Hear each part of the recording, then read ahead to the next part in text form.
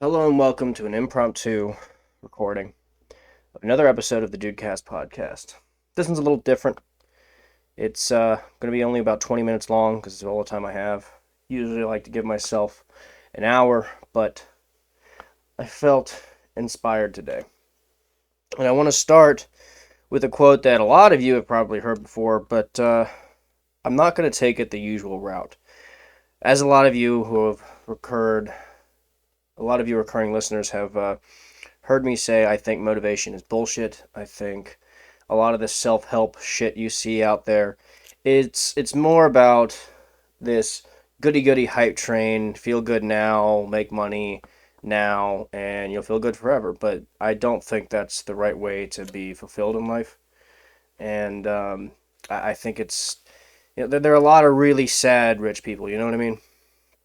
To me, that's not success. So I want to start with a quote that Steve Jobs is pretty famous for. And it goes something like this, where he said, "The only way to be truly satisfied is to do what you believe is great work. And the only way to do great work is to love what you do. And if you haven't found it yet, keep looking and don't settle. Have the courage to follow your heart and your intuition. They somehow already know what you want to become." End quote. So, a lot of people think that means find work that you think is impactful and fulfilling, and it's going to make you a lot of money, make you successful, yada, yada, yada. But I think there's inherently something missing from that sentiment. So, the reasons why I do what I do with the podcast, why I work as a personal trainer, even though I could get much higher paying jobs, doing some, for instance, some outside sales work for a drug company or for MedSpace, so MedSpace would be like data archiving and collection and analytics and so on. I could make hundreds of thousands of dollars doing these jobs with the background that I have, but it would be soul sucking. That's pretty easy to understand, right? But what's different is what I get out of this podcast, what I get out of personal training, and then what I get, thirdly, out of the relationships I have with people. What do I get out of these things? I get a deepening relationship. I have a relationship with you, my audience. I have a relationship with my clientele. I have a relationship with my friends and those who I term as my lovers or those who I have as family. These deepened relationships, these bonds that I make, they are what I view as the fulfilling aspects of my life. And they are what I deem to be valuable. I value people. I value relationships. And I value making a difference, making an impact. That doesn't mean I'm going to end world hunger. Sorry, Greta Thunberg. You annoying bitch, you. For me, it's about deepening my bond and exploring the relationships that I have. Exploring my relationships with you, my listeners. Exploring my relationships with my friends, my family, my loved ones, my lovers. It's very important to me. And something about that, there's a piece of you that speaks through emotion.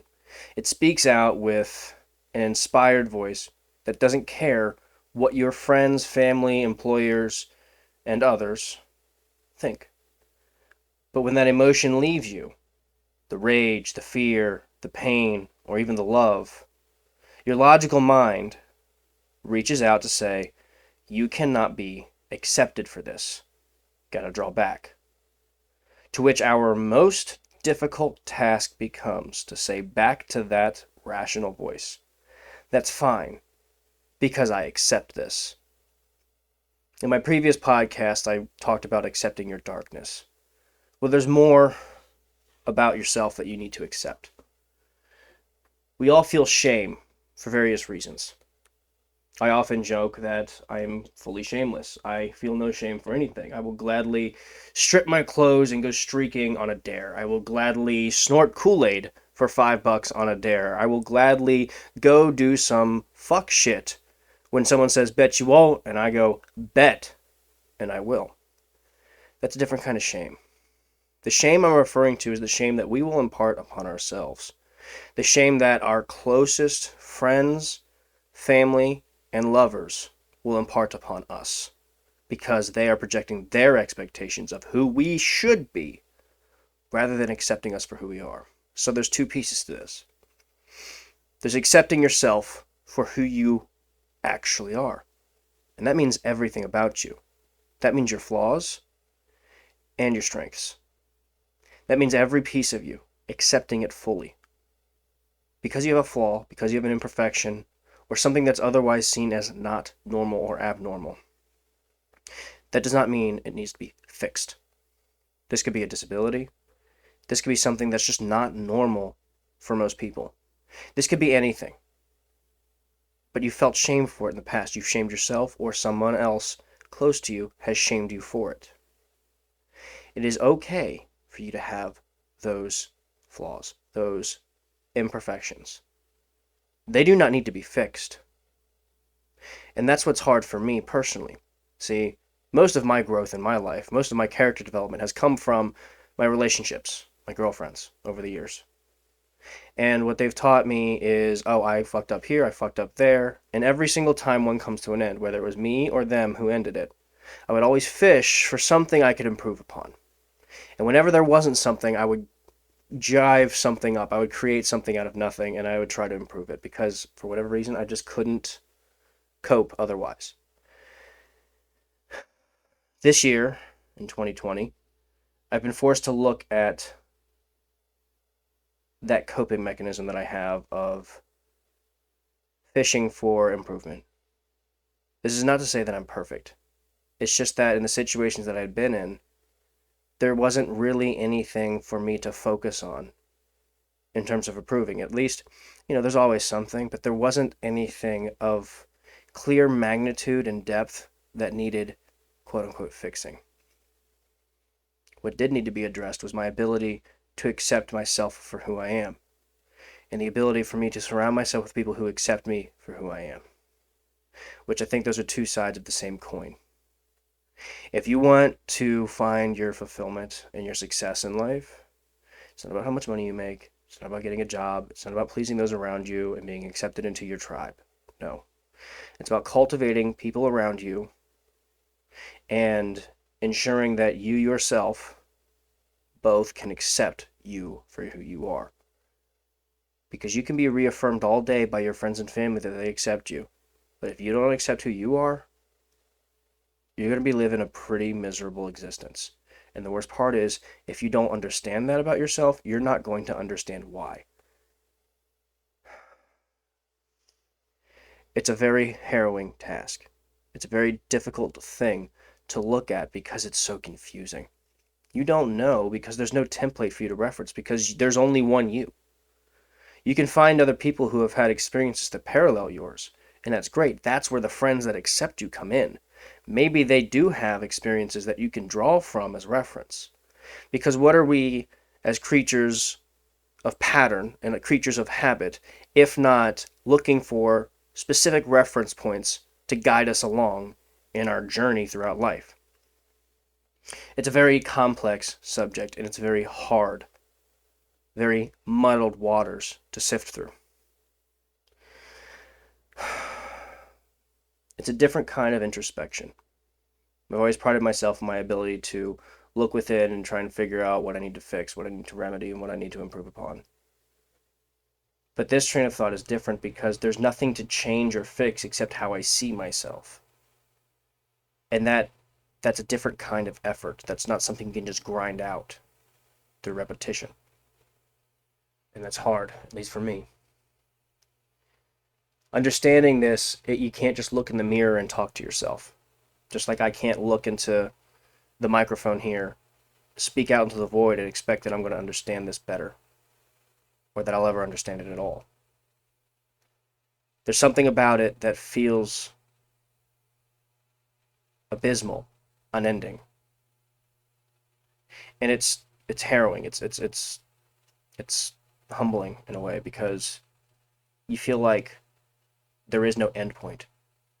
because you're always going to find ways why you shouldn't accept yourself and why you should accept that you should be ashamed of who you are. And for some, it might be easier than others. Some people, maybe they just have a very normal, very cookie cutter, white picket fence type of life. Maybe they fit right in with everyone around them and there's no reason for them to do this. And if that's the case, great, good for you. But for other people like myself who never really fit in, and again, that's another one of those things, I never really fit in. I always thought I was good, I was worth, or I was destined for great things. That's another bullshit claim that I can't fucking stand when people say it. I was destined for greatness. Da, da, da. I think that's just clout chasing. People who think they're different just for the sake of being different, I think are full of shit. I've always felt different. I've always been different. That doesn't mean I'm special or better. That's just how I felt. And I've always struggled with thoughts of shame for those differences, no matter how specific or broad those differences are. It can be isolating, and it can be empowering. I always like to say my slogan is, I'm not normal, I'm Norman, which is, halfway retarded, but I do like it. But in today's conversation, it brings new meaning because it reminds me that I am an individual with no identical, no copy. There's only one me. There only ever will be one me. And I have this one life to figure out how to best live with myself. And I think that ties in really well with my last conversation about accepting your darkness. Because shame, in a way, can be a contributing piece to that darkness that you hold within you. A lot of people project rage or sadness due to shame. And rage and sadness are usually the two emotions that are most affiliated with darkness. So I think if you're going to accept your darkness for what it is, this roommate inside your own head that's always there and never leaves, no matter how good or bad things may be. If you're going to learn to accept that darkness, you need to learn to accept yourself and learn to work through these feelings of shame you may be feeling for either yourself or the feelings of shame that may have been projected upon you by others. When you can understand that, I think it goes a long way. But moreover, if you can find people who you can talk about these things with, if you can find people who accept you for who you are, and then broach the subject with those people, I think you'll see a real change in your understanding of who you are, your acceptance of who you are, and the fulfillment you feel day in and day out as you go on about your life. I think you'll start doing things differently, and I think you'll start focusing on what you really value in life, rather than just looking for the next upgrade on your iPhone or the next video game or the next model car or the bigger house or the next job promotion or whatever it may be. There are a lot of things to strive for, but I don't think any of those things matter. I believe that people matter, bonds matter, relationships matter. And I think how we perceive those matters. We need to respect them, and we need to deepen them as much as we can and see what we can do to make sure that we explore ourselves and those around us to the greatest extents of our imagination. It's the only way that we can really find out who we are and really connect with those who matter to us in life. And I think that's all I have to say about it. I know it's a short one today, but I felt I needed to talk about this because there have been some developments in my life that have really shown this to be extraordinarily useful, but also humbling, like I said. It's a very strange feeling.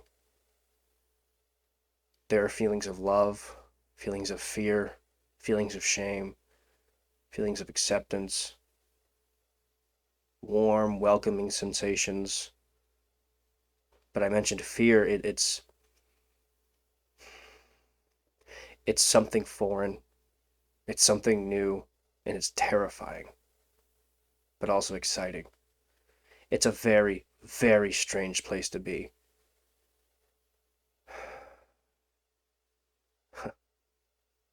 And you know what? If you're normal, you'll probably never get to that place. And that might be a good thing, it might be a bad thing. I don't know. But if you're somebody who can't go to that place, you'll never experience this level of complexity where your emotions feel more like a spectrum than they do one or two different labels. And it's not stagnant, it's not going from one to the other. It's this very strange, extra dimensional feeling of all at once, at the same time, yet changing. It's very hard to describe. But for those of you wondering, no, I'm not on drugs. But yeah, I think that's good. I'm almost out of time, so I think I'll leave it at that. Thank you for listening. Thank you for taking the time to go through this very short 20-ish minute podcast with me. I definitely appreciate you listening. And hopefully these thoughts of mine can resonate with you in some way. And if they do, awesome. If you have questions, ask me. If you have comments, send them. I would love to hear what you guys think about this because I think it's a very interesting subject and I've got a lot of work to do to figure out what the actual hell I'm fucking talking about just in relation to myself and my own relationships. So, if you have something that you want to add, feel free. But until then, I'll see you guys next time. Take care.